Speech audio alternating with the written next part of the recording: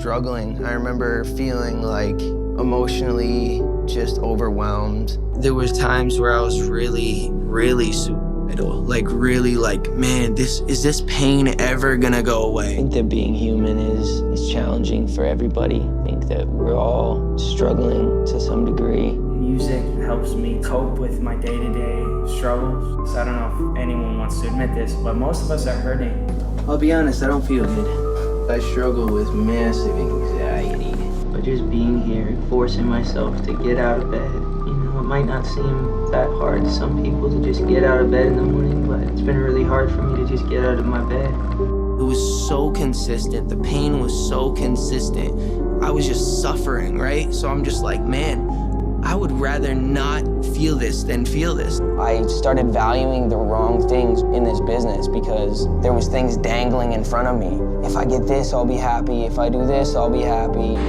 Last week, the singer was arrested in Miami for allegedly drag racing, driving under the influence, and resisting arrest, all misdemeanors. First time I smoked weed was in my backyard here. Got super stoned. There's a lot of people, I think that fame is this achievement that brings you fulfillment and happiness. And the truth is, there's this weight and this heaviness on you to achieve and to be something.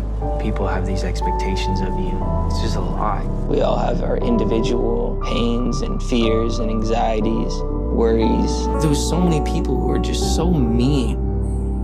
Random people saying like, you suck, you look like a girl. I would shake it off and act like it didn't bother me, but that stuff bothered me. I felt like everyone wanted to have control over my life. I felt like there was so many people who wanted me to be, so I rebelled against that. First time I smoked weed, I don't suggest this, but I was 13. It was just an escape for me. I was just young, like everybody in the industry and people in the world who experiment and do, just normal growing up things. I've used my body in the past, and now I'm just in recovery process, trying to make sure I'm taking care of my body and taking care of the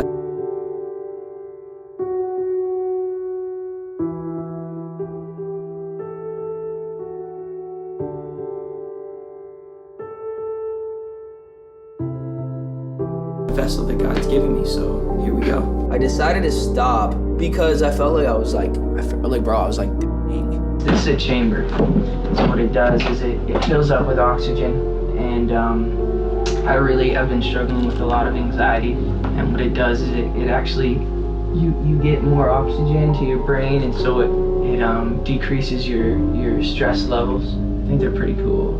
I was waking up in the morning and the first thing I was doing is popping pills and smoking a blunt and starting my day, so it just got scary. I basically said to myself, I'm like, God, if you're real, you get me through this season of stopping these pills and stuff, and if you do, I'll do the rest of the work. But my experience was in front of cameras, and I had a different level of exposure and people, and I had a lot of money and a lot of things, so then you have all these people around me just kind of hanging on, wanting stuff from me, knowing that I was living this lifestyle that they also wanted to live, drinking, smoking. Mental health is so important to get on top of. If you have ADHD, if you have something that you don't want to take medicine, I strongly believe in it. It's not the only answer, but it can really help you. So I was a good kid, but I was still a shithead. I was bad in school. I was always a class clown. I never really respected authority like that. Some days we feel like doing nothing, and that often comes with our mood and our attitude towards life, and sometimes when life throws you things that you can't control, naturally your attitude is to be upset or to be disappointed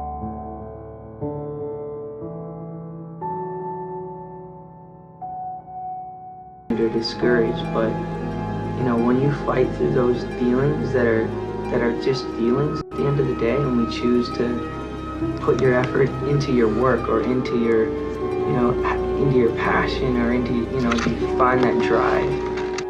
I started making music when I was really young.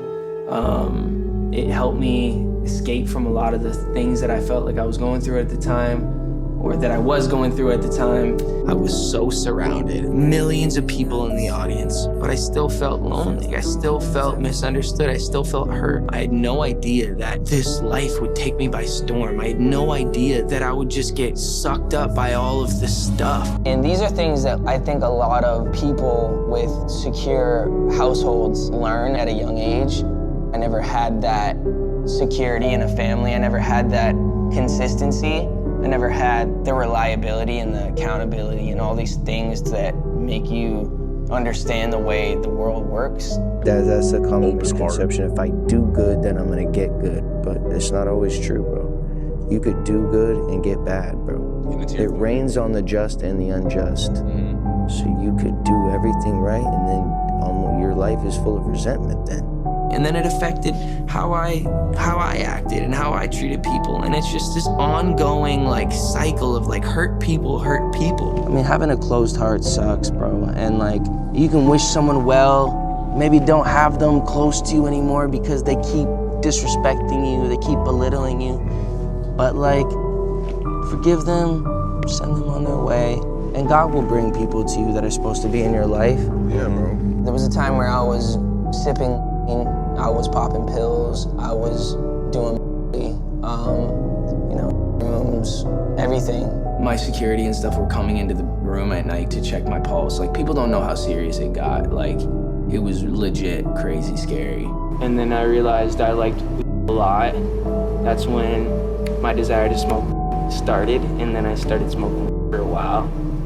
And then started getting really dependent on it, and that's when I realized that I had to stop. Dad, I was like a nice kid, but like coaches didn't really like me because I was a bad team player. You know, looking back, those things kind of shape why you feel the way you feel about yourself. Like, I would feel like I'm a bad person. I think there was just a point in my life where I was just so overwhelmed. Being a normal person and crying. I look at things on the internet and people are like, Justin's upset. Why is he upset? It's like they don't give me permission to be upset. I don't have permission to be, human and shed tears. There's gonna be people who come around who just wanna take. And if you're looking at the people who are just taking, and you don't wanna listen to their opinion. You gotta listen to the people who are feeding into your life and giving you, and I would just encourage you to listen to those people. Man, I've had to go through a lot of hardships thinking that there was an end, there was an arrival. Once I get there, once I become educated enough, once I get this X amount of dollars, once I have financial security, once I have a wife, once I have a baby, all of these checks that you check these boxes and there's still a sense of what else is there. I just also want to say that you're not alone in that. There's people that are going through it with you. Life is worth living. And if you're not going to give up, then the only thing to do is to...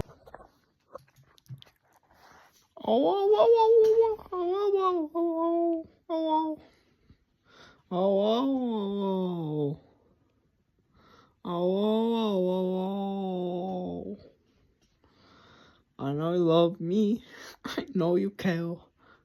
Just shout ever, and I'll be there. You my love, you my heart, and we'll never ever be apart. We cry out, go we quit playing. You just fancy what you saying. Said another, and look to my eyes. First love broke my heart for the first time. Like a baby, ooh. Like baby, oh. Baby, oh. Like you thought you gonna be mine.